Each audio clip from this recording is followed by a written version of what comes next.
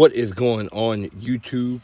The pump was pretty nice on leg day, so I figured, hell, why not bring you guys a training day in the life of an outlaw? So, here you have me just warming up on leg day with the empty bar. I'm just practicing what I'm going to do that day. It's heavy squats on the menu. And so, just like I tell my clients, I'll tell you guys, a really easy way to warm up is just mimic what you're going to do that day. You're doing heavy squats, do some body weight squats. You're doing bench, do push ups. You're doing rows, pulling, do some inverted rows, some chin ups. Just use the same muscles in a lighter fashion. But you see me here hopping up in increments of 45, just testing out my body, see how things feel. I got to play it ear by ear. I've had a problem in the past with overtraining just because I teach group exercise and also I do personal training, so I live a really active lifestyle. But just working up, I'm at 225 now. And when I'm doing sets like this in the beginning, I'm just doing, 3 to 5 reps. Not a lot, but enough to start to feel it, to get the blood pumping in the muscle. Just trying to get up to my heavier set, seeing how I feel. I think I got 275 on the bar. It felt pretty good. And you guys can't actually see because of the way I recorded. Got to work on those angles. But there's actually 2 dimes under my heels, just because I'm trying to focus a little more on the front of my legs. Just trying to get a little more quad focus in my squats. Just trying to work that mind-muscle connection a little bit more. But next you have me warming up again with some high jumps.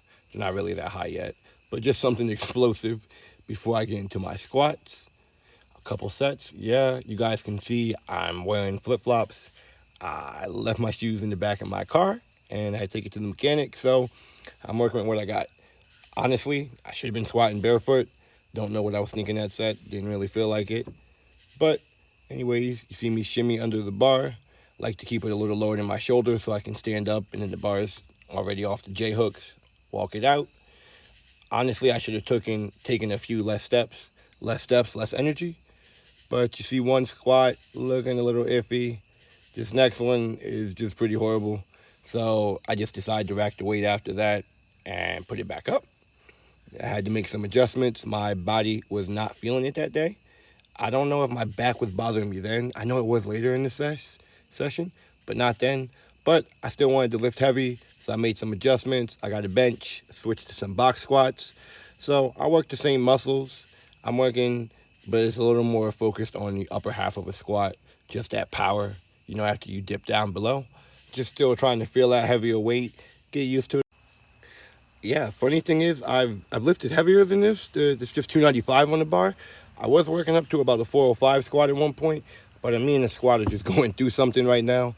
I'm flat-footed, and I don't know what's going on, man. I was wearing Crocs for a long time, and then I switched to some shoes again, and ever since then, my arch has been bothering me. I've been having feet pains, and it's just really affected, even the way I walk. I've noticed some pain in my hips. And I also, when I was squatting before, I wasn't hitting the depth I'd like. So I decided to take my squat back to the beginning, back to 135, and now I'm just working back up, just trying to clean things up. But I'm also trying to be mindful. For us flat-footed folk, those are the flat-footed race, there's a certain way we can hold our foot, kind of claw your big toe into the ground, kind of create the arch or stimulate it yourself there, just to make it a little better. So I'm working on doing that. But anyways, see me warming up again. I'm actually into my working sets at this point. I did a set of box squats before. Now I'm doing some high jumps. The regular high jumps weren't challenging enough. So you just saw me grab a 45 and punk out. And then I grabbed a 10 and started jumping. But the 10s felt really good. So as you can see in the moment here, I switched to some 25s, doing some box jumps. Usually just do about 8 to 10. And then I go back to my squats. And I had a core movement after that. But you see me jumping, working on those hops. I really like box jumps. You really feel those in the front of your legs. I like to do them on deadlift days too. So they're just a really overall great movement. So if you jump, I highly recommend it. It helps to build bone density and it's a nice little cardiovascular boost. But you see me doing my heavier set of box squats. I think that day I worked up to a 325, 336. And I was doing about sets of 6 for my last set. So we're looking good here. My program's really nice just because it's a lot less volume than I'm used to. So I have a heavier exercise. I have like a supplemental, something explosive to aid that heavier exercise, and then I have a core after that. Those are my main three. I might do 3 or 4 sets depending on how I'm feeling, if I'm chasing the pump, and then I have some accessory work after that. And then sometimes I have conditioning, sometimes I have core. It's just kind of up to what I feel like doing that day, or whatever the program calls for. Back to jumping. I think this time I have a 35. Really got the hops on today, my guys. And yeah, I am jumping barefoot because, I've scuffed my leg on a rogue box before. That shit is not fun. So do whatever you got to do to get up on that box. If it means going barefoot, go barefoot.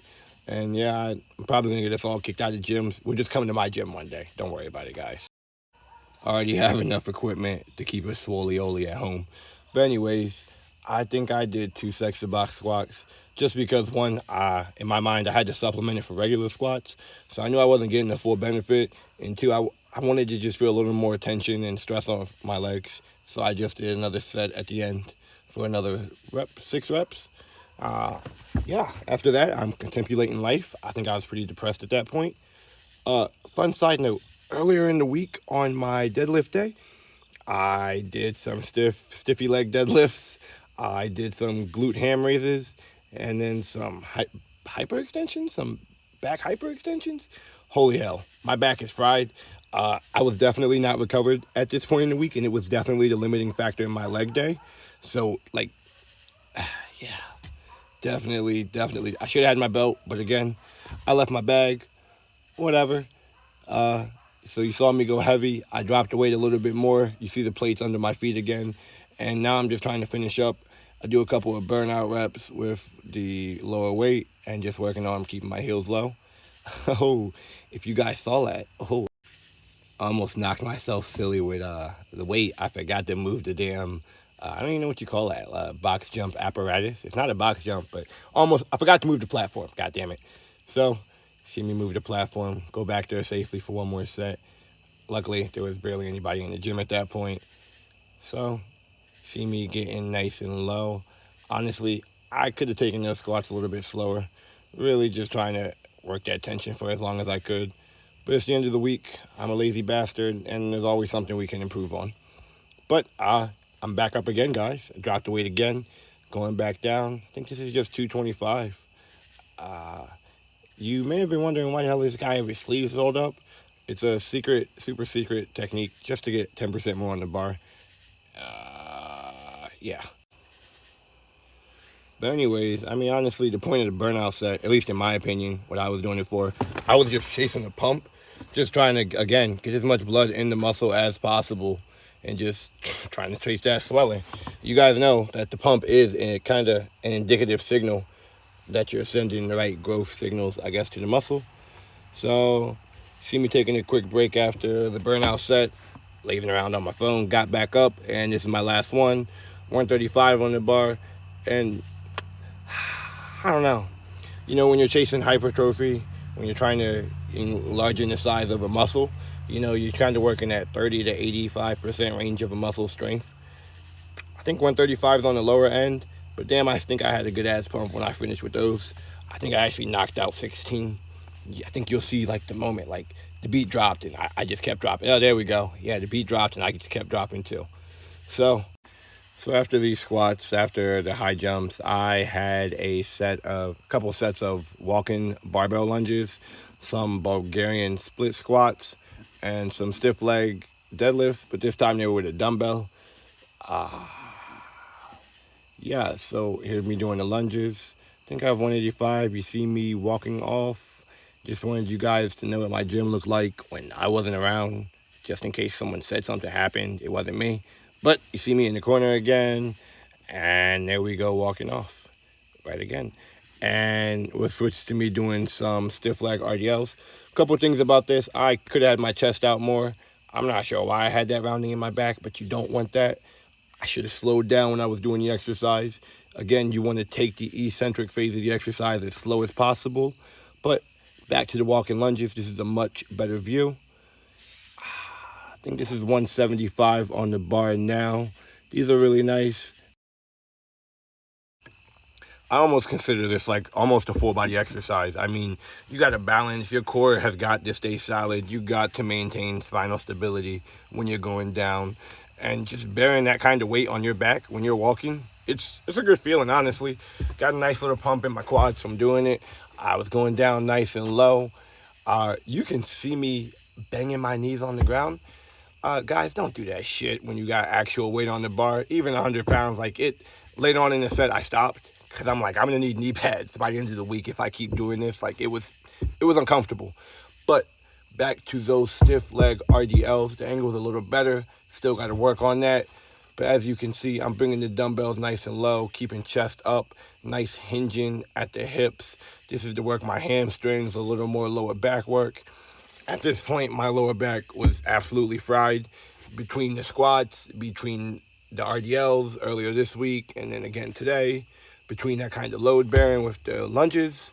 So I was just having a really, really great time, if you guys can't tell. But after after that, there's my Bulgarian split squats. But as you can see, I did you guys dirty. And not only did I do you guys dirty in recording the angle, I did something to the video editing software, so this part is really slow. Whatever, gives me more time to speak.